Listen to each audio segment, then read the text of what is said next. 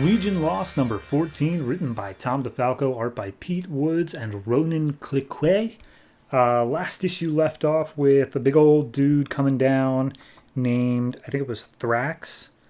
I'll get to it later. Anyway, Conqueror coming down and Legion preparing to fight him. So we open up with Tyrock. He starts screaming at the guy immediately, which is, of course, his power.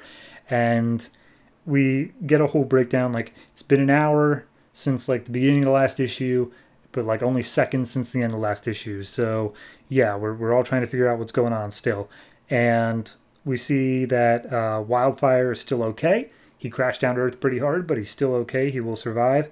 And the captain of the science police or whatever who showed up, he's like, wow, Wildfire and Dawnstar are in a relationship? How does that work? And Tellus is like, don't be judging them. So anyway, at that point, whole fight starts breaking out between the Legion trying to take down, here it is, Thrax and Dagor. Dagor is like the dude, Thrax is the dragon.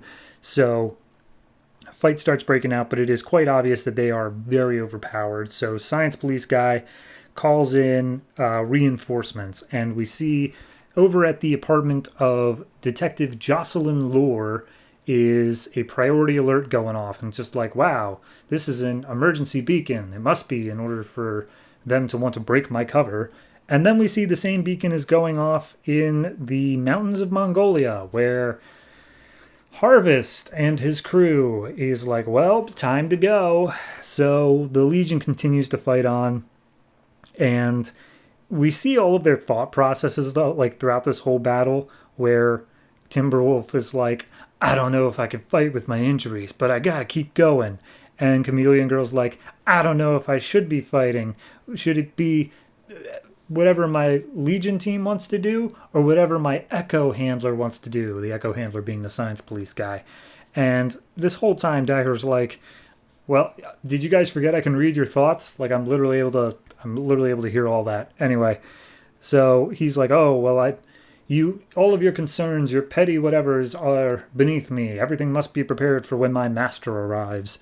So at that point, he digs a hole down into the earth and lets out a whole bunch of probes, which all start developing into warbots, I guess. Like there's like thousands of them. So immediately Timberwolf's like, well, this is my kind of battle where I can just let loose. And he starts tearing apart all the robots that he can, along with the rest of the Legion coming in and trying to do as much as they can as well. But again, they're overwhelmed. They are too much in it. And then all of a sudden, Harvest shows up and he's like, hey, we're fighting on the same time this time. And they're all like, no, we are not.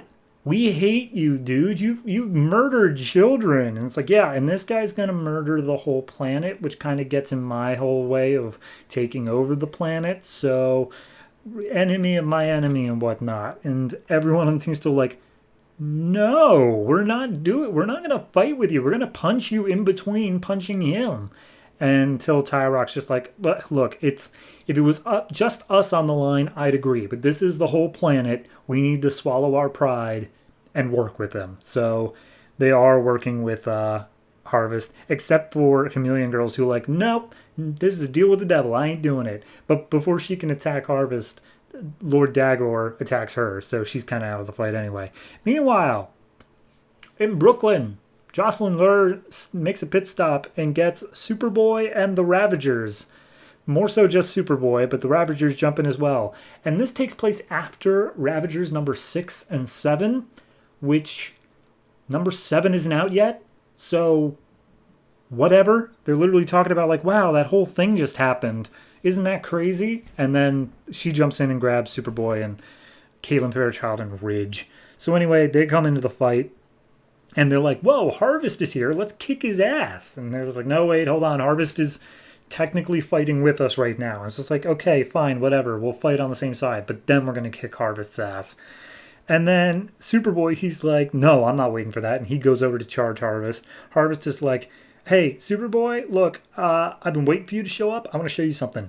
And he says something into Kryptonian. And all of a sudden, Superboy is under Harvest's control. And everyone's like, oh, crap. He could do that whenever he wanted? Jesus, that's kind of a big deal.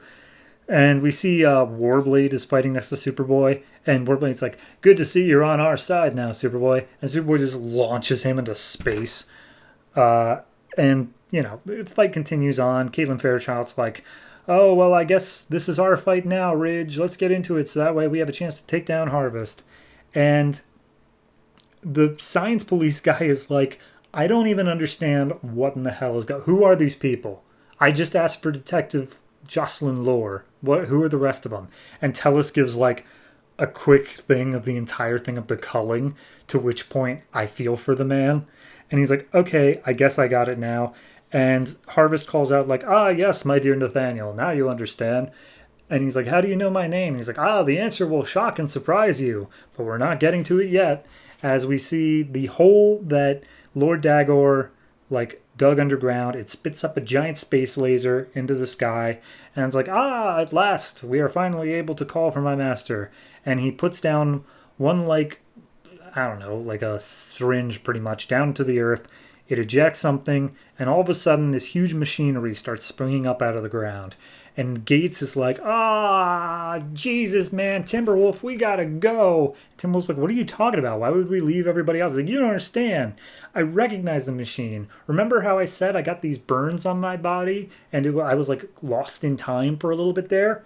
This is what causes the burns. We are literally all going to die here. And that's where we leave off. I mean, they made it big. It is literally just one extended fight scene, but like they brought in everybody. And knowing that this ends at issue 16, I get it. You know, it's the last hurrah. They want to bring in everybody. They want to tie up some loose ends. I get it. However,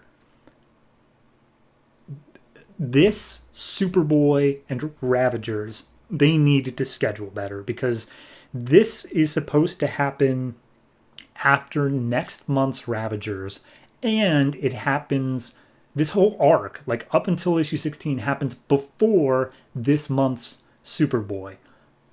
None of this works. All of this was editorial, just being like, just do whatever. No one's even reading these books.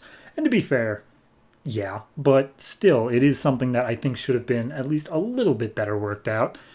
So in terms of the action, I do want to point out, I really do enjoy the art style. This has actually been the only time that I've actually thought that Harvest looks okay, and that's saying something. So yeah, I can't recommend it, but it's also not the worst. It's just kind of falling victim to its own, hey, we have to end the series in 2 months. Do what you gotta do. So I'm going to say it's like a 6. And that mainly just comes from the fact of it's just an extended fight scene. It looks good, and it's cool to see literally everything all together, but it's just an extended fight scene.